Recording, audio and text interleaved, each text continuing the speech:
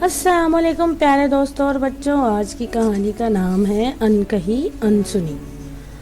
یہ ایک حقیقت ہے کہ ہر انسان کو دوسرے انسان سے محبت ہوتی ہے یا کسی دوسری مخلوقات سے، لیکن اس کہانی میں ایک جن کو ایک لڑکی سے محبت ہو گئی اور وہ اسے حاصل کرنے کے لیے کچھ بھی کرنے کو تیار تھا۔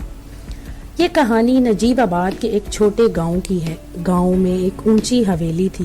حویلی کے قریب ہی ایک جھونپڑی میں کسان اور اس کی بیوی اور بیٹی رہتے تھے۔ اس کسان کا تعلق بہاولپور سے تھا۔ گاؤں میں ہل چلاتا اور محنت مزدوری کر کے اپنی بیوی اور بیٹی کا پیٹ پالتا تھا۔ اس کی بیٹی، جس کا نام وانیہ تھا، وہ بہت ہی پیاری، دبلی پتلی، لمبے لمبے بال، نازک سی اور خوبصورت نقش تھے۔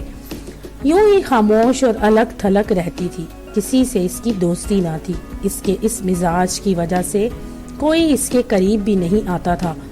کسی سے کوئی بات نہ کرتی، خاموش رہتی۔ اس طرح اسے خاموش دیکھ کر اس کے ماں باپ بہت پریشان ہوتے۔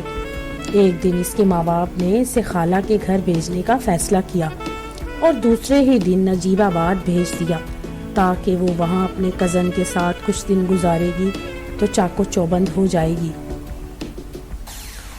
اس کو خالہ کے ہاں آئے ہوئے 3 دن گزر چکے تھے۔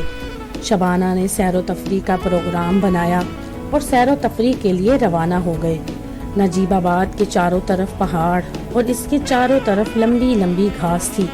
جب تیز ہوا چلتی تو دلکش منظر دکھائی دیتا۔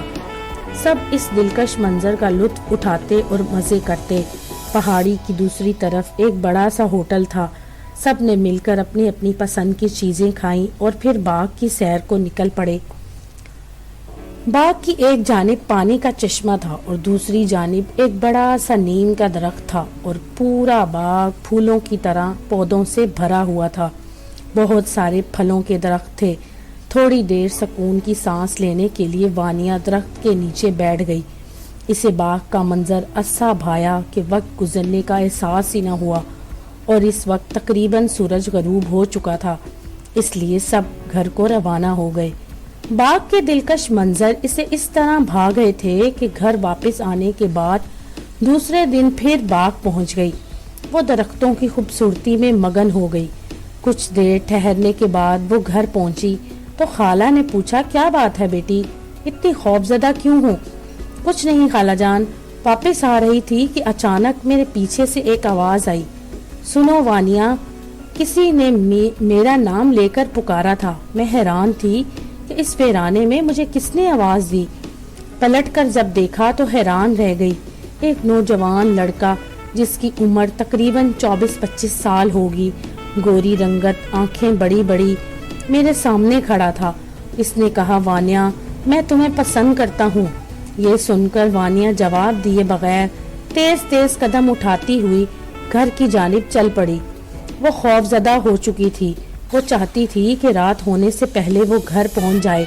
پہاڑ کا بڑا ٹیلا جیسے ہی اس کے قریب آیا، اس کی جان میں جان آئی۔ کچھ دیر چلنے کے بعد وہ گھر کے دروازے پر پہنچ گئی۔ خالہ نے پوچھا، کیا بات ہے بیٹی، اتنی خوف زدہ کیوں ہو؟ کچھ نہیں خالہ جان۔ اس کی خالہ جان نے بجائے ڈانٹنے کے اور دیر سے آنے کی وجہ پوچھنے سے پہلے انہوں نے فوری اسے پانی پلایا اور کمرے میں لے آئی۔ اتفاق سے اس کے والد اور والدہ بھی گھر پر آئے ہوئے تھے۔ انہوں نے جب اس کے چہرے کی زرد رنگت کو دیکھا تو پریشان ہو گئے اور اس سے سوال کرنے لگے۔ اس کے خاموش ہونٹ اور آنکھیں بے خوف میں خوف ہی خوف نظر آ رہا تھا۔ وہ رات اس کی خالہ اور اس کے والدین میں بہت پریشانی سے گزاری۔ پوری رات سونے نہ پائے اور صبح ہونے کا انتظار کرتے رہے۔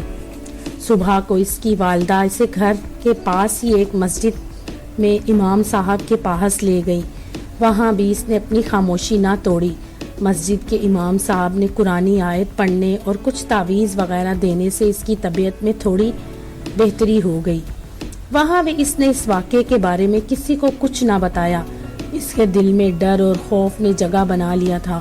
گھر واپس آئی اور تھوڑی دیر پرسکون ہونے کے بعد خاموشی سے اس اجنبی نوجوان کے بارے میں سوچنے لگی۔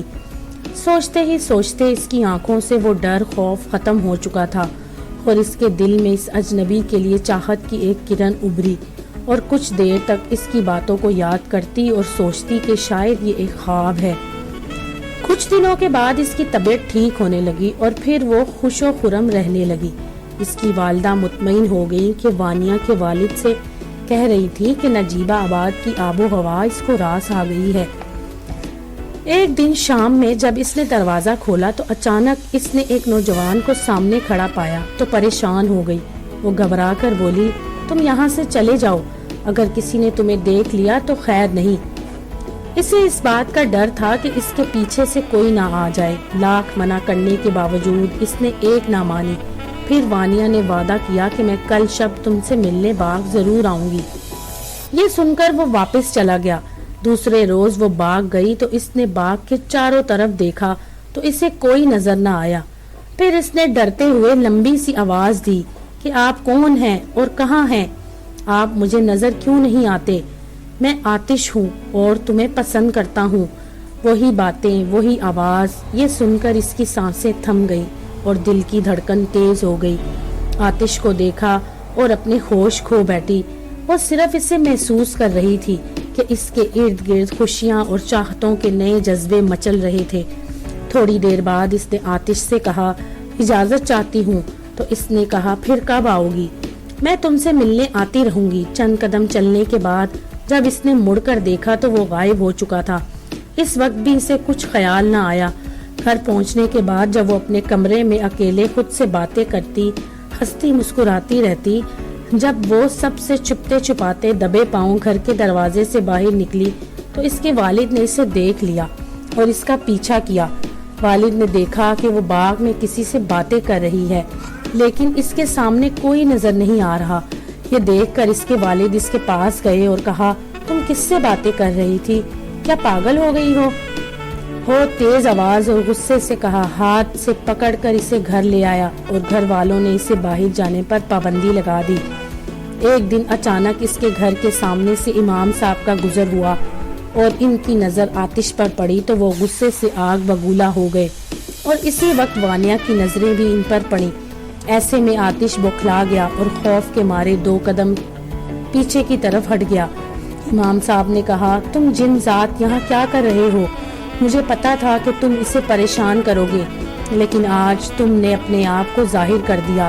خاک بگولا ہو کر امام صاحب نے کہا کہ تم ایسے باز نہیں آؤ گے۔ میں تمہیں آخری بار کہہ رہا ہوں، میں بھی آپ لوگوں سے آخری بار کہہ رہا ہوں، میرے راستے میں نہ آئے۔ امام صاحب نے ایک دائرہ بنایا اور تمام لوگ اس دائرے میں کھڑے ہو گئے۔ امام صاحب نے قرآنی آیت کی تلاوت شروع کر دی اور پھر غائب ہو گیا۔ امام صاحب وانیا کے والد کے بلاوے پر گھر آ گئے۔ کمرے میں ایک دائرہ کھینچ کر اس میں بیٹھ گئے اور کچھ پڑھنے لگے۔ والد نے وانیا کو پکڑ رکھا تھا، وہ چیخ رہی تھی، مجھے چھوڑ دو، مجھے چھوڑ دو۔ امام صاحب نے غصے سے کہا، تمہیں بہت سمجھایا مگر تم نہیں گئے، میں جا رہا ہوں۔ نہیں، اس طرح نہیں مانو گے۔ پھر امام صاحب نے کچھ پڑھ کر اس پر پھونکا، ہائے میں مر گیا، مجھے معاف کر دو۔ اس دن کے بعد وانیا کو ہمیشہ کے لیے اس جن سے چھٹکارا مل گیا۔ تو دوستو، اگر آپ کو یہ کہانی پسند آئی تو میرے چینل کو لائک اور سبسکرائب ضرور کیجیے گا۔